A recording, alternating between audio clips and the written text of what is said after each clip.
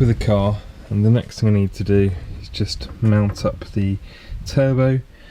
You can see here it's kind of butted up that side, and there's a bit of a gap that side. And the reason behind it is, this is quite a known thing, you need to cut this bit where I've got the pen mark there because of the compressor housing. And also, if you're going to try and get some kind of piping on or a filter on, you're going to need to cut this bit off. So I'll just pull off the turbo again and show you which bits I need to cut. I've just got some rough pen marks here. So this is the bit that the compressor housings I'm touching on. So if I just take back some of this webbing here, and this bit is where I'm going to need to get some silicone hose or whatever onto the compressor inlet. And you see, if I look at the side, this bit isn't actually doing a hell of a lot anyway. It's just protruding away, so easily get rid of that bit. And this bit, I'm just going to be very nice to it. I'm going to take the minimum off material off it, and we'll have to see where we get to. So I'm going to just take this bit off first, and then just go very lightly with this bit. Little progress shot, just shows how far I'm going through. You don't want to get too close to the block. This is just to try and provide some clearance for that silicone hose or whatever to go on top of the compressor inlet. So that's just about how much I'm taking off. Another important point is I need to block up these holes, because now going away from NA, it's not just like this is just going to get taken out to the back of the exhaust. It's going to actually go through the turbine housing, so you're going to be a bit more careful now. This is a bit off, you can see. It's alright. So we're getting a lot closer. There's still a little bit daylight just below there. I'm just going to carry on taking a bit more out, but this is just a gradual process. So let's see if this line's keeping me honest or not. Zoom in a bit. You can see taking out more of this back bit and not all that bit, but let's just fit it up and see if we're close. Okay, I think we've got to a good point there. Let me just put you can see the turbo flange is flat to the cylinder head there, which is good, no gap. And if I just rest it, so as I'm bringing the gap at the top and rock the turbo to the bottom, you can hear that's the kind of clearance I've got. So it's not just static on there. That's actually without the gasket in there as well, which will bring it a little bit further away. So that's all the material I need to take off. I'm going to take the turbo off now and just clean it all up and get rid of all these bits of swarf and stuff and make sure there's nothing left in the ports. So I'll clean that all down. One thing that's important to say is that when you're doing grinding or anything, make sure you cover your dipstick, because obviously that's your straight route down to go to your sump, so you don't want bits of aluminium getting down there particularly. So that is the end result. You can see I just cleaned this edge up so it wasn't sharp or anything. The next thing I need to do is obviously going to bolt check this whole thing, but one thing that's definitely not going to work is this AN10 drain is way too close to this compressor bolt. So what I'm going to do is take this off, and then I'm going to have to grind that down really. I don't see anything else I can do, because I can't buy myself a cap head because it'll still be too close. So what I need to do is grind it down a bit, probably take a couple of millimeters off the end of that bolt, and I'll still be able to tighten it up. So first of all, I'm just going to undo the actual AN10 drain, these two bolts, and then take that bolt and then just grind it down a bit. So that's the AN10 off there, and I've just taken that bolt out there, which is here. I've noticed that none of this is actually tight yet, so the actual turbine housing hasn't been fully tightened down yet, so you need to go through the whole thing. But I know that this is pretty much where all my pipes are going to need to be, because this is how it's mocked up on someone else's car, which is a CRX. So I'm just going to take out a little length out of this bolt now, just as in the head, just shave that down a bit. You can see I've just shaved a little bit off this bolt, Not much actually, if you compare the thickness of that to that, but just enough, and you can actually move this whole piece over. You can see here, I mean, it's incredibly close to hitting, but I've just taken just enough off to not mark anything up, so that's good. I'll tighten that back up. So these compressor bolts are all tight, the 13s. I'm actually going to leave this turbine housing loose because I need to make sure this turbo, this is the turbo oil feed, this is the turbo oil drain. I want to make sure the drain is as close to being you know, dead set to the ground as possible. There is a certain amount of wiggle room in that, but not too much. So that's what I'm going to do. I'll check the rest of the bolts as well, these and the ones for the wastegate.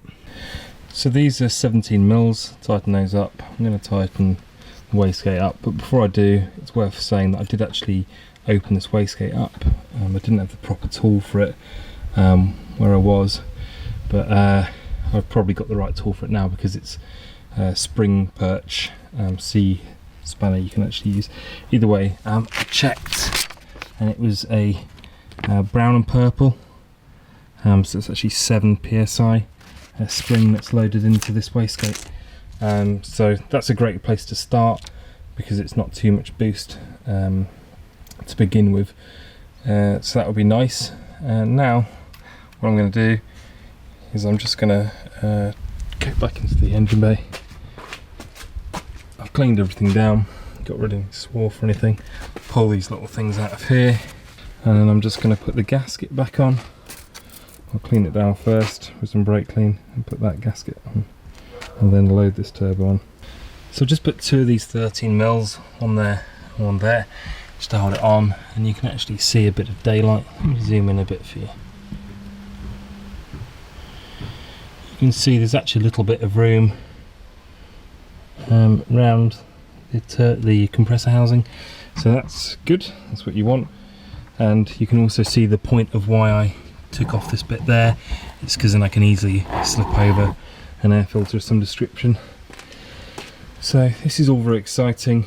You know, the turbo is actually on for the first time, and I can see what I'm kind of working with now. Like I said before, the bearing housing, the turbine housing location isn't set yet, and I can still actually rotate that slightly. But one thing I need to also keep in mind is that obviously the ground isn't straight. Now that doesn't make any sense. What I mean is the car is not straight to the ground, so don't try and pop it down like that. It needs to be level with the car. That makes more sense. So I think it can still, the bearing housing can still come around a bit, but I'm not going to mess around with that too much because I want to see how everything else fits. So you can see here, I haven't even done this up yet. This is the oil feed for the turbo, and this pipe is going to come around here and go down here to the sandwich plate. I've still got to pop up the oil filter and replace the oil filter anyway. So yeah, not looking too bad now. I think the other things that are important to look at are the intercooler piping. So I think that's the next thing I'm going to do, because everything else is just kind of small little finesse bits. So I'm just going to see how the intercooler fits up and what kind of space I'm working with here. Just worth saying that I just used a round file to do most of that filleting or getting rid of that little bit next to where the compressor housing was. I did try to use a rotary tool, but in the end this did most of the work, so a decent file is kind of required for this job. So I thought I'd go through the parts list and the jobs list for the B18 turbo project, starting off with the Go Auto Works turbo kit that came with the intercooler, the turbo, some pipe work including the exhaust downpipe and screamer pipe, but it didn't come with everything, so I'm going to take you through the other bits needed as well. RC 550 injectors with Bosch connectors, and I needed to buy a tool for the filter basket I need to remove, and obviously filters.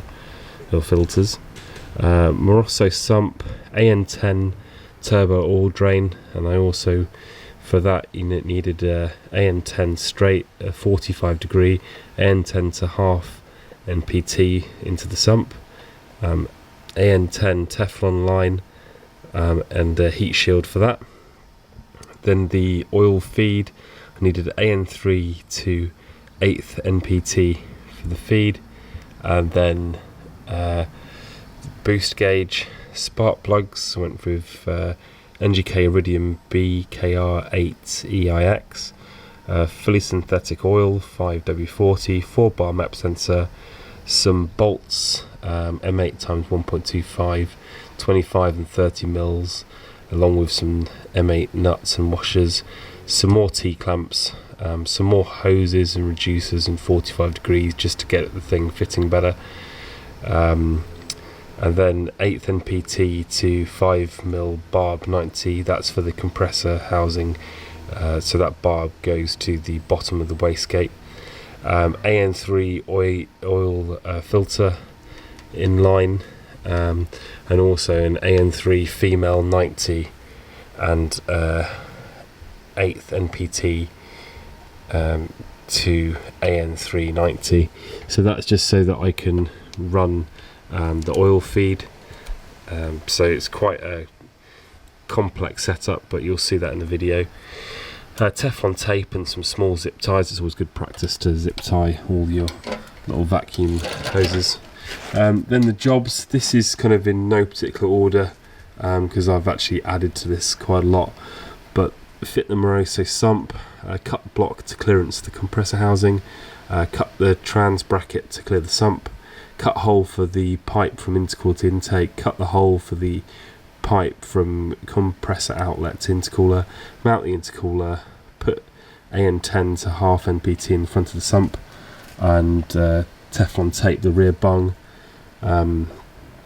make oil drain pipe with the heat shield, that's the AN10, rotate the oil sandwich plate they already had in there, put AN3 to 8th NPT feed in, fit all the cold side pipes and tighten the turbo bolts, so that's bearing housing to turbine housing, fit the spark plugs, fill oil, fit injectors, do the wiring for that and change the filter baskets, fit the 4-bar map sensor, fit the air filter, prime the oil through the engine and turbo line, get the exhaust modified, fit the S300 ECU with all the changes it needs to be in there from the base map, fit the radiator, mount the fan, fill coolant, bleed it, put an extra bracket on the bottom possibly, fit the boost gauge, wire in the wideband into the S300, so that's for the analog channel, wire